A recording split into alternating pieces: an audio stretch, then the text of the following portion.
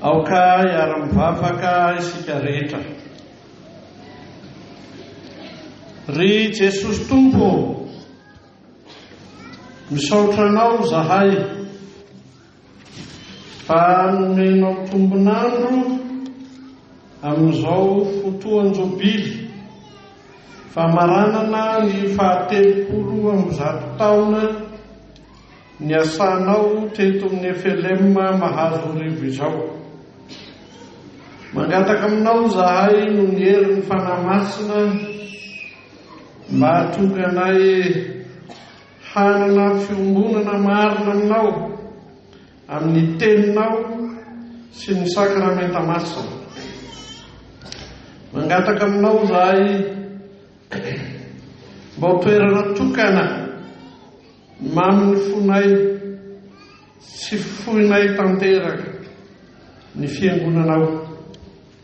Andrenesanay ny teninao, andraisanay ny sakramenta masina, ivelomanay ny fiadanana.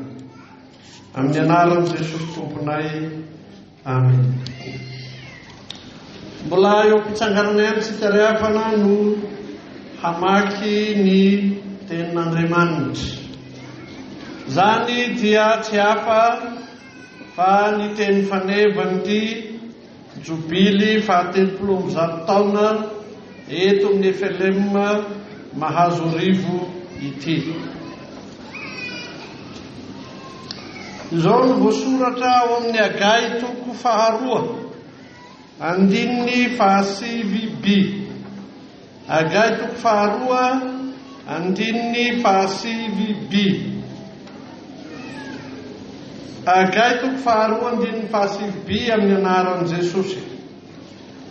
Eto amin'ity toerana ity no hanomezako ny fiadanako hoy Jehova Tompony maro.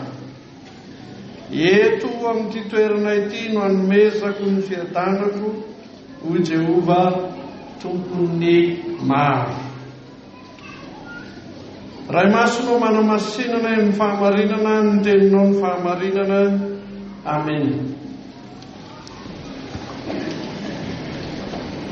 Ry fiangonana malala ho aminareo rehetra ny fahasoavana sy ny fiadanana avy amin'Andriamanitra raintsika sy Jesosy Kristy Tompo. Amen.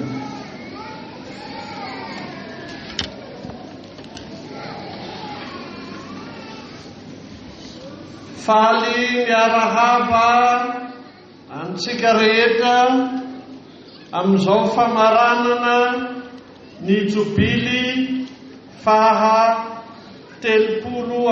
taona ny asan'i Jesosy tamin'ny alalan'ny FLM mahazo rivo.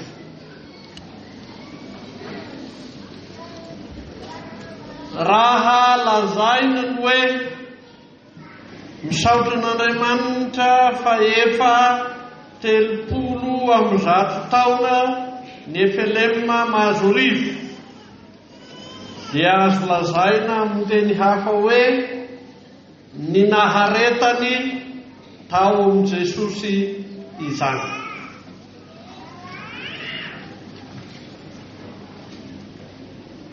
Rehefa manatrika ity teny faneva ity isika dia fampahatsiarovana ny tokony haharetana sy ialana ao amin'i Jesosy no dikany. Ny Israely fahizay, olon'Andriamanitra, dia tsy naharitra tao amin'izany fanekena izany. Andriamanitra tenany no nanapa-kevitra nitsonga ny Israely tamin'ny firenena marobe hanaka azy ho an'ny tenany, saingy tsy naharitra tamin'izany fanekena izany izy ireo fa nivadibadika. Izany ny olana rehefa tamana tamin'ny fandevozana 300 taona tany Egypta izy. Tokony isy akiny fanenony ao ny saitsika sy ny fotsika izany hoe isika 300 taona misaotra an'Andriamanitra. Fa ny Israely 300 taona dia mbola tamana ho andefy. Loza mahatsiravy izany.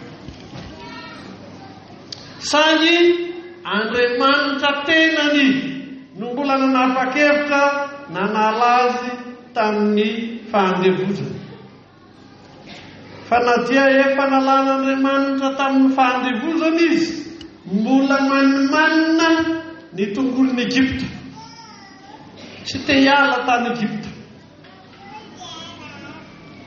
Ary na dia efa tonga n'Andriamanitra tao amin'ny tany Kanana azy izy, dia mbola tsy tamana tamin'ny fanekena izay nataon'Andriamanitra taminy. Ka dia nolaviny daholo izay rehetra nandraran'Andriamanitra azy. Asa manompo Andriamanikafa nareo, hoy Jehovah tompony maro. Fa nanompo ny Andriamanitra ny Kananita sy ny Moabita ihany izy. Asa manambady an'ireo ianareo, hoy Andriamanitra, fa nanambady an'ireo ihany izy. Sy nanaiky mihitsy hitoetra maharitra amin'ny fanekena nataon'Andriamanitra taminy izy, fa mivadika lava. Vokany nentin'Andriamanitra ho babo tany Babilôna izy. Ary amin'izany no ahafantarany, ahitany, ahatsapany mazava tsara fa hay mangidy izany lavitra ny Andriamaniny izany. Tsy nanana toerana manokana ivavahana izy, tsy nanana andro manokana ivavahana izy, ary toa tsy mahatsiaro akory an'Andriamaniny aza izy. Raha misy mamanimanina ny Andriamanitra ny Israely azy, dia tsy mahita fiadanana. Io ny olana lehibe, tsy mahita fiadanana. Lavitra tanteraka izany fiadanana izany. Tena lavitra izany. Ka Andriamanitra tenany no nanaiky hampody azy na hampiverina azy nakao Jerosalema. Mbola tsy nanota izy, dia efa izany manaran'ity tanàna ity, Jerosalema, tanànan'ny fiadanana. Mbola tsy nanota izy, dia efa napetraka Andriamanitra tao amin'ny tanànan'ny fiadanana. Fa rehefa nanota izy, ka nentin'Andriamanitra lavitra ny tanàna io, dia Andriamanitra ihany no namerina azy tao. Dia tafaverina ao amin'ny tanànan'ny fiadanana izy. Fa amin'ny ankapobeny ny tany izay nomena lovan'ny Israely mihitsy no tanànan'ny fiadanana, Jerosalema. Saingy ao afovoan'io tanàna io dia nasiana toerana anankiray natokana mihitsy hiaonana amin'Andriamanitra, andrenesana ny tenin'Andriamanitra, andraisana ny fanomezan'Andriamanitra rehetra. Ary ao amin'io toerana io no ahitana ny fiadanana.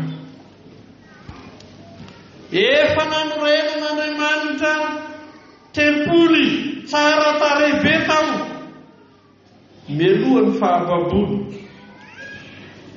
Nikasanao zany Davida mpanjaka fa tsy neken'Andriamanitra. Fa natao tanteraka sy lavoraro zany tamin'ny fanjakany Solomona, mpanjaka Endry. Vita tsy manam-paharoa zany ety an-tany, fa tsy misy tahaka azy. Natao hiariariana sy hisehoan'ny voninahit'Andriamanitra. Ary tena hita tao zany. Tsy ny famirapiratry ny volamena sy ny volafotsy ihany. Tsy ny fanganoan'ny vatosoa, ny perla madio, ny diamondra isan-karazany ihany. Fa indrindra ny famirapiratan'ny voninahit'Andriamanitra. Indrisy rava tanteraka, tsy nisy vato ny fanongoa. Izany zavatra tsara tarehy zany no ny herin'ny ota.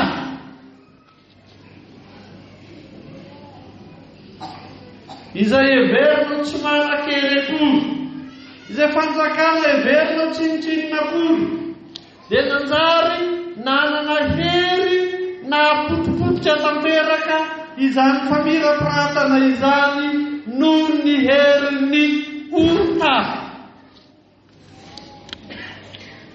Dia rava ny tempody, rava ny tanàna, dia nentina ny akany an-tanin'olona, dia tsy nanana fahaleovan-tena, dia tsy nanana fahafahana.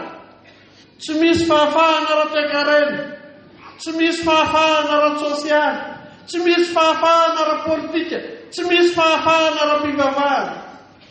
Mangidy an'izany raha olona, resahana an'izany kamora. Fa izany no nampiainana ny Israely noho ny otany. Fa Andriamanitra tena niany mitondra azy miala avy any Babilônia. Ny Andriamanitra tena niany nametraka azy ao amin'ny tanànany tiadanany Jerosalema. Tsy misy avy amin'ny finiavana any am-pon'ny olona, tsy misy avy amin'ny asa izay nataon'ny olona. Ary ity dia manaitra sy averibery mandrakariva.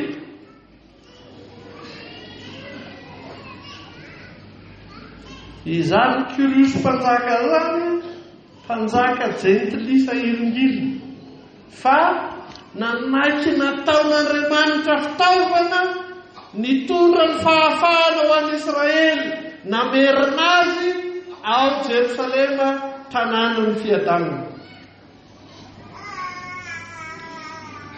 Jesosy tenany dia efa nilaza, raha manginy ianareo dia ny vato no iantsoantso.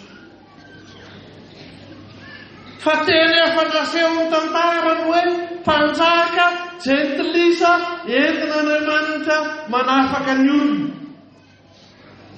Ny fanontaniana manaitra indrindra amin'izany dia hoe ay zary, ireo tena zanak'Andriamanitra no tsy mitondra fahafahana, no tsy manolotra fiadanana. Nahoana ary amin'ny tany be kristianina no anjakan'ny adilahy tsy fandriampahalemana, olana ara-toekarena, olana ara-tsosialy, olana ara-politika, ka tsy mahita fiadanana na dia ny zanak'Andriamanitra azy. Fieritreritra lany io. Raha oviny ianao vao manaiky ho tena fiasana mitondra fiadanana, fa raha tsy hanao ianao na dia ny jentilisa iringiriny aza, azon'Andriamanitra ampiasaina hitondra izany fiadanana izany. Dia tafaverina ao Jerosalema ny Israely.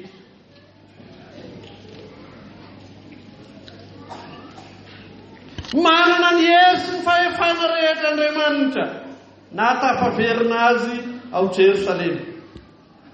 Manana ny hery sy ny fahefana rehetra Andriamanitra mamerina azy amin'ny fiadanana. Ry havana, tena izany mihitsy no asan'Andriamanitra isan'andro manao zay hamerenana anao amin'ny fiadanana. Zay mihitsy no Andriamanitra, zay mihitsy no maizy azy n'Andriamanitra.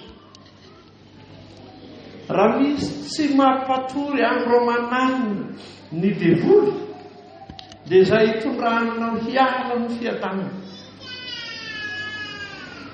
Ary tsy mijanona io na segonda na minitra.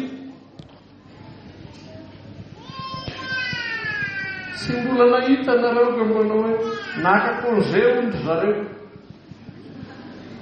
Tsisy an'izany. Tsisy an'izany. Isika dia matetika tsy hoe maka-congé amin'ny toeram-piasana ihany, fa maka-congé koa aty am-piangonana. Fa ny devoly tsy maka-congé na indray mandeha na indray minitra.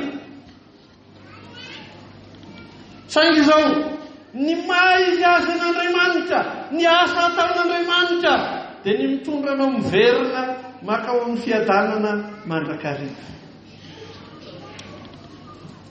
Tsy maninona avery indray. Tao edena ne paradisy, fa nanota damaseko. Andriamanitra no namerina azy eo amin'ny fiadanana. Kanana ne paradisy, fa nanota n'Israely. Andriamanitra no namerina azy eo amin'ny fiadanana.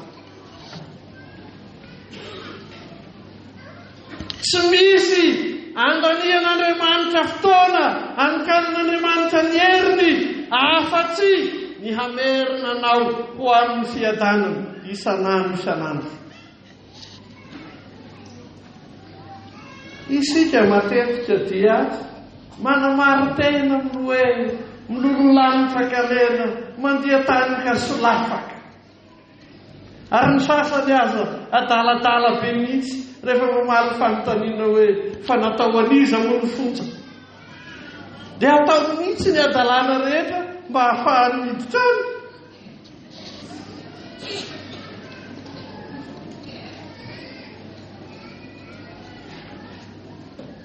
Ary angatsy intilisa daholo ireo mamelo azy ireo.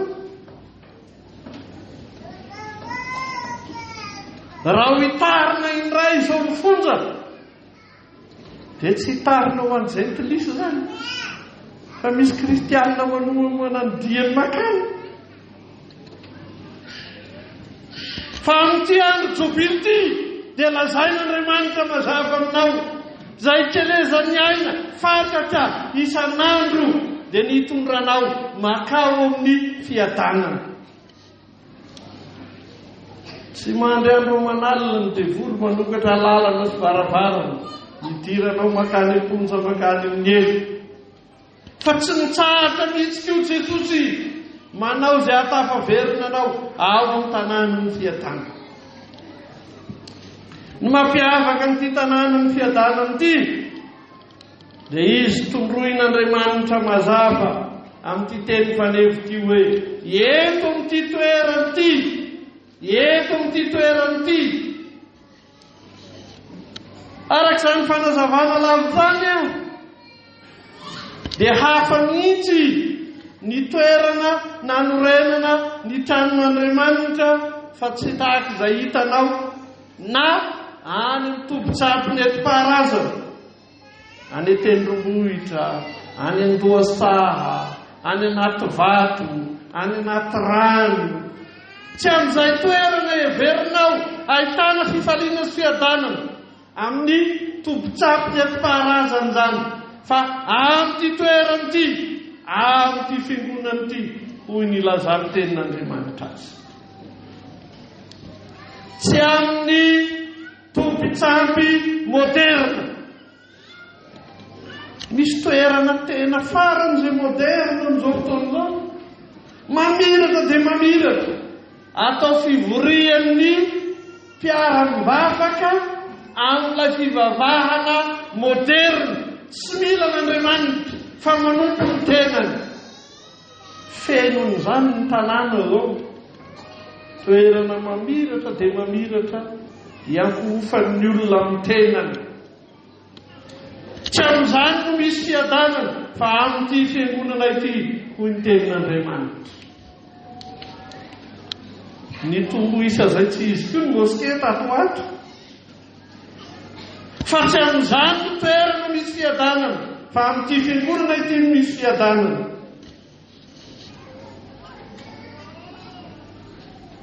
Manao izay afany ireo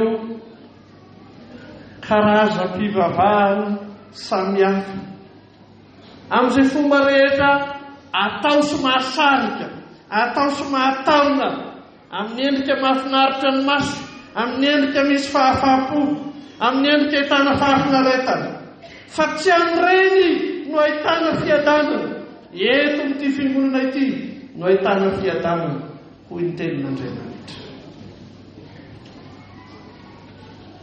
Ny kenren'ny teny faneva hoy isika tany am-boalohany dia tsy izay analavirany olona an'Andriamanitra fa izay iraketany fon'ny olona amin'Andriamanitra. Tsy izay ampiravoravotanana ny olona fa izay tena ifikirany amin'ny fitiavan'Andriamanitra azy. Izay no anton'ny tempoly tao Jerosalema.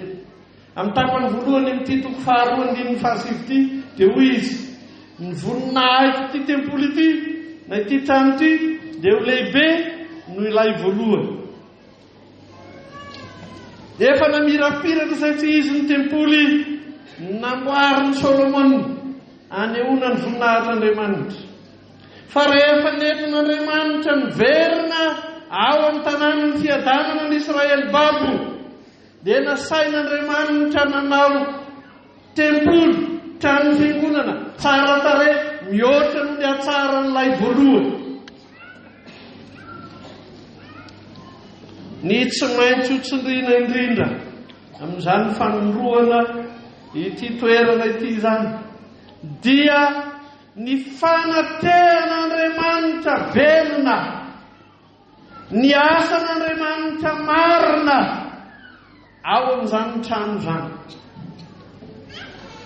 Na hoe ho aza ny volafotsy, na hoe ho aza ny volamena, na hoe ho aza ny vato isan-karazany, mihoatra lavitra noho ireny ny fanatehan'Andriamanitra sy ny asan'Andriamanitra velona izay mitora sy manolotra ny fiadanana.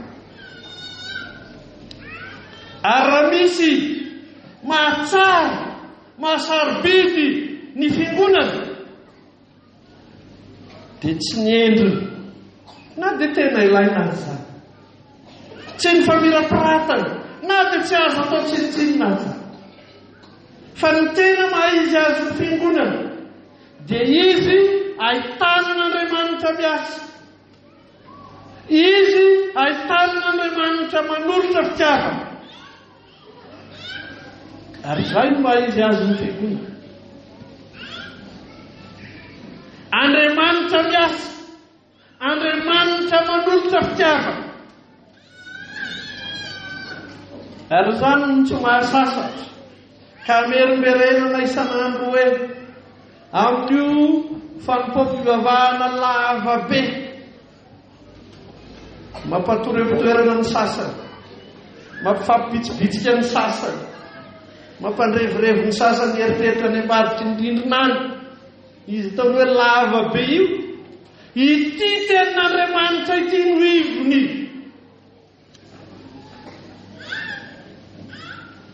Ary tsy mba nampisalasala mihitsy ny nitondra toronkevitra tamin'ny fotoana sy ny toerana tandrifian'izany nanao hoe raha lava aza ny toloteny tsy manino fa ity fanatazany rakitra atiny ray ity lava loatra.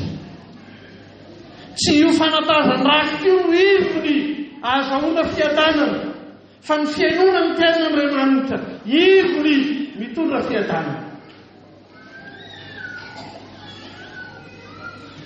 Ka tsy dia izy mandany adiny ray odikodiny eto ny zava-dehibe fa io na tsy aterinao miodikodina be eto aza fatatazany eny am-toerana eny ny atao ihany no atao rehefa renao tsara ny tenin'Andriamanitra velona tsara ny tenin'Andriamanitra ianao zay no mitondra fiadanana. Nisy nanontany aho manoloana n'izao fotoan-jobily zao, hono aho président fa maninona ka eo am-piangonana misy olona be dia be fa vitsivitsy ihany ny tena mihetsiketsika. Io za mantsy azy arakaraka ny fanabeazana azy sy ny fivelomany tamin'ny tenin'Andriamanitra. Isengera olona dia olona afako fotsiny hoe mipetraka tamin'ny dabilion'ny fiangonana izy dia mody. Fa misy olona tsy afako n'izany. Aiza no hitanao ny famiraparatana rehetrarehetra io raha tsy nisy olona ny sasatra. Dia oza sy ny hanaovanao fihetsiketsehana sy fisehoana samihafa no ivony fa ny tenin'Andriamanitra no ventiny indrindra.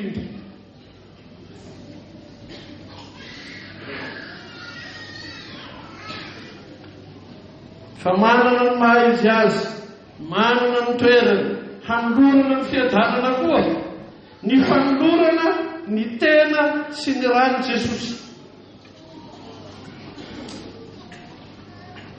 Nanome programa ihany dia mpiara-miasa amiko rehetra fa tsy voajery tsara izy io. Ka ianoany tsy misy fandraisana. Rehefa mipetraka eto aho io maraina io, jereko ny altara tsy misy ninina. Fa avoazana inona rehetra tompo e. Ataoko mahitsy fa izany lazay ny tenin'Andriamanitra. Eto amin'ity toerana ity no nolorako fiadanana. Tsy misy lalana hafa ivelan'ny tenin'Andriamanitra sy ny sakramenta andraisana an'izany fiadanana izany. Sady tsy misy batisa androany tsy misy fanasany tompo. Ny andro nefa jobily.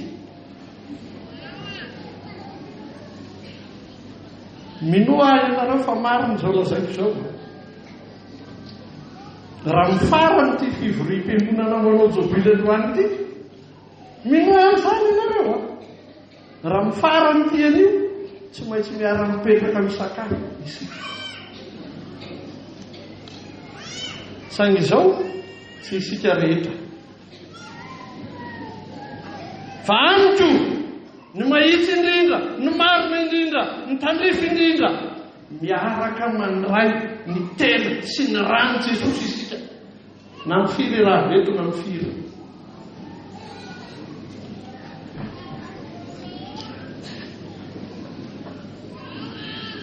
Fa mirapiratana mipokatra zay ivelan'ny tenin'Andriamanitra sy lavitra ny fandraisana, ny fanasany tompo.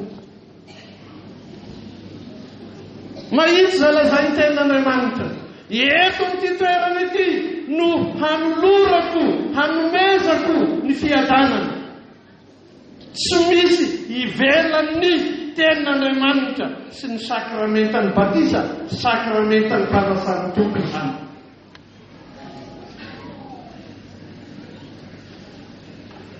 Tsy mahita fiadanana mihitsy ianao naiza naiza raha tsy eo izany.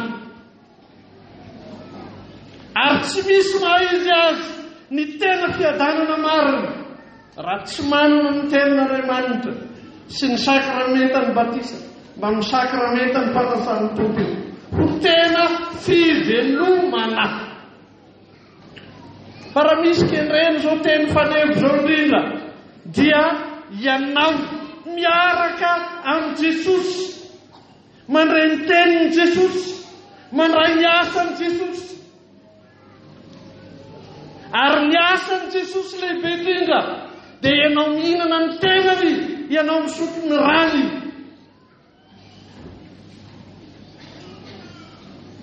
Ninona everanao ny atao hoe fiadanana?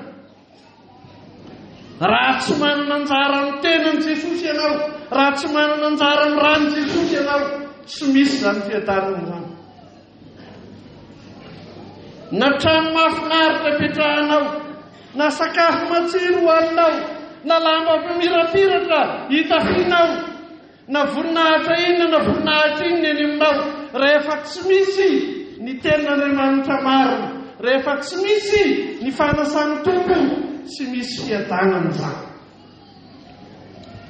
Fa izay tondroina mazava amin'izany teny fanery zany hoe eto amin'ity toerana ity no anomezako ny fiadanana, dia izay anatrenan'Andriamanitra, izay ahitanan'Andriamanitra miasa, izay andraisana ny fanomezan'Andriamanitra amin'ny alalan'ny teniny, amin'ny alalan'ny sakramenta masina. Fa misy olona diso fandraindray zany, dia hoy izy hoe amiko zany rehefa mandre ny tenin'Andriamanitra, mihinana sy misotro amin'ny sakramenta masina, dia eo ianareo sy ny havo anareo, fa tsy tokony andraikitra intsony izay amin'izay zavatra tsy mandeha any. Diso zany, diso zany. Fa izay lazainy Hagai toko faharoa, voatolotra mazava tsara aloha ny fanomezan'Andriamanitra rehetra, ny asa ataon'Andriamanitra rehetra, ny tenin'Andriamanitra rehetra, fa amporisihiny tsara amin'ity Hagai toko faharoa ity hoe ka ianareo rehetra nentina avy any Babilôny tonga eto Jerosalema reo, asa misy miravoravo tanana. Ianareo rehetra mandray ny tenin'Andriamanitra reo, ianareo rehetra mpandray ny fanasan'ny tompo reo, aza misy manao spectateur mijery fotsiny ny ataon'ny hafa.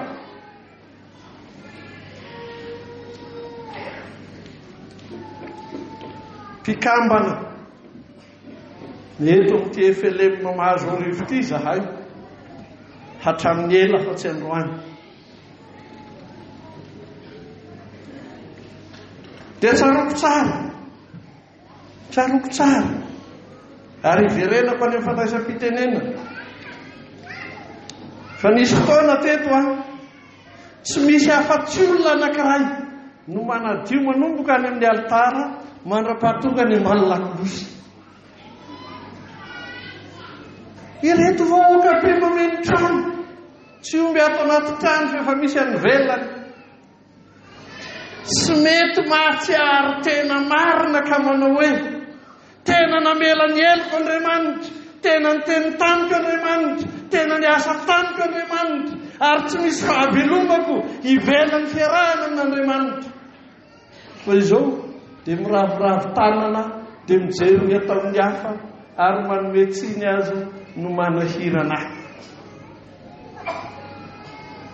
Tsy izany no lazain'ny Hagai toko faharoa, ary tsy izany no mbarany teny faneva amin'ny toko faharoa andininy fahasivy biti. Na iza ianao mahita ny alehibe ny asan'Andriamanitra, mandreny tsiro ny tenin'Andriamanitra, miaina ao amin'ny fiainam-piadanana nomen'Andriamanitra, tsy mamela anao hiravoravo tanany zany, tsy mamela anao hahitra amin'ny asan'Andriamanitra zany, tsy mamela anao hijery fotsiny ny tsy fahombiazana sy ny lesoka rehetra eo amin'ny fiainan'ny fiangonana zany. Tena zava-dehibe ny hoe nandray ny famelan-keloka, velona amin'ny tenin'Andriamanitra, velona amin'ny sakramenta masina, ka matanjaka, miasa mafy, tsy miravoravo tanana, tsy mpitaza fotsiny amin'ny raha rehetra ataon'Andriamanitra ao amin'ny fiangonana. Ary io no ezahana mafy mba hahatonga ny ankizy madinika rehetra, hahatonga ny lehilahy sy ny vehivavy rehetra, hahatonga ny tanora rehetra ho tena matanjaka, mandray andraikitra, mamelona tokoa eto anivon'ny fiangonana. Isaorako ireto pastora reto tamin'ny fanoran-tsainy ny fanahy masina, nampisy ireny laharam-bena fampianarana nanomboka tamin'ny alarobia ka faranako eto androany hoe ary isaorako ianareo vahoaka kristianina nameny trano isan-karivo omaly androany. Fa izao nitolokevitra nataoko rehefa nahitan'izany. Aza atao amin'ny fotoana manokana fotsiny amin'izao fotoan-jobily izao zany. Ary aza fihinana fotsiny ho fiainan'ny eto Mahazorivo zany. Fa aoka irahina nareo pastora sy vehivavy teolojianina rehetra eto amin'ny tanàna Antsirabe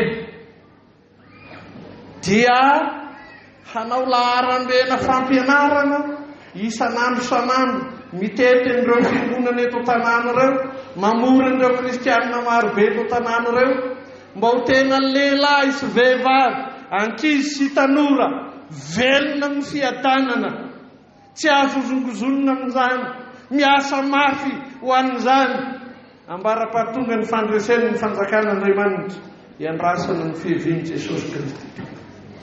Voninahitra ny eo an'Andriamanitra resanaka ary fanamasina azy hatramin'ny taloha indrindra ka ho mandrakizay. Amen. Mitsangana ka raisy ny fitahiana. Ny fahasoavan'i Jesosy Kristy Tompo, ny fitiavan'Andriamanitra ray ary ny firaisana amin'ny fanahy masina ho aminareo rehetra ny hatramin'izao ka ho mandrakizay. Amen.